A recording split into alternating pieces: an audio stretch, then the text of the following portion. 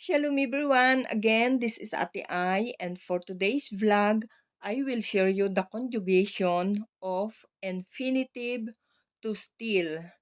In Hebrew, lignov. Again, we will learn how to say in Hebrew according to the gender. Okay guys, bow not kill. Now, we will learn how to say in Hebrew in the present tense according to the gender. Present tense for masculine singular, gonev. Ani gonev. Ata gonev. Hu gonev. Ani gonev ithatin mo na sila. Ata gonev ithatin mo na sila. Hu gonev ithatin mo na sila. Present tense for feminine singular, gonevet. Ani gonevet. At gonevet. Hi gonevet. Ani gonevet ithatin mo na silo. At gonevet ithat mo na silo. Hi gonevet ithat mo na silo.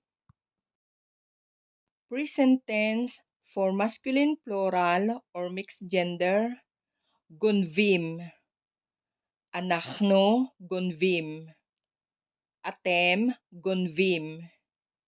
Hem gonvim. Anachno gonvim ithat mo na sila ana.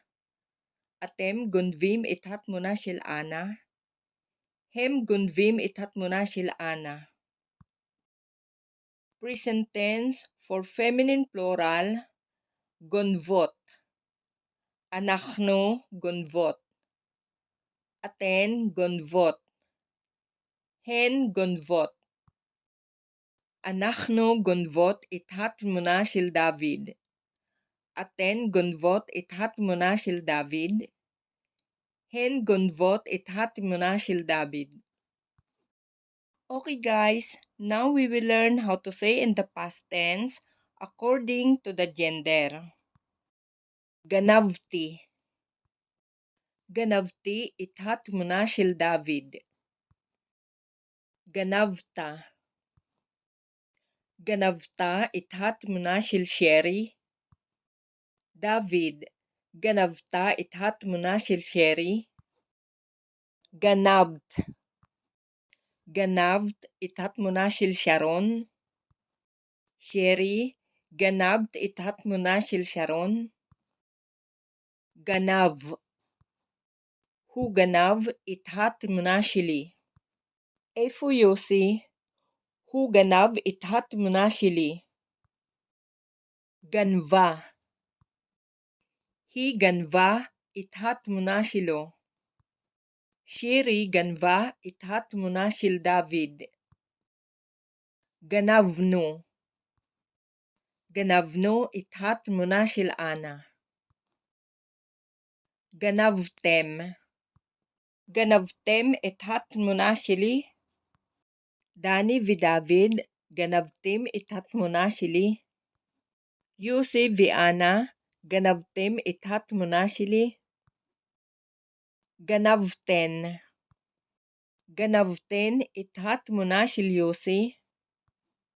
Shiri vi Ana. Ganavten ithat mo na sil Yossi. Ganvo. Hem ganvo ithat mo na sili. David vi Yossi ganvo ithat mo na sili. Yossi vi Ana ganvo ithat mo na sili. Ganvo.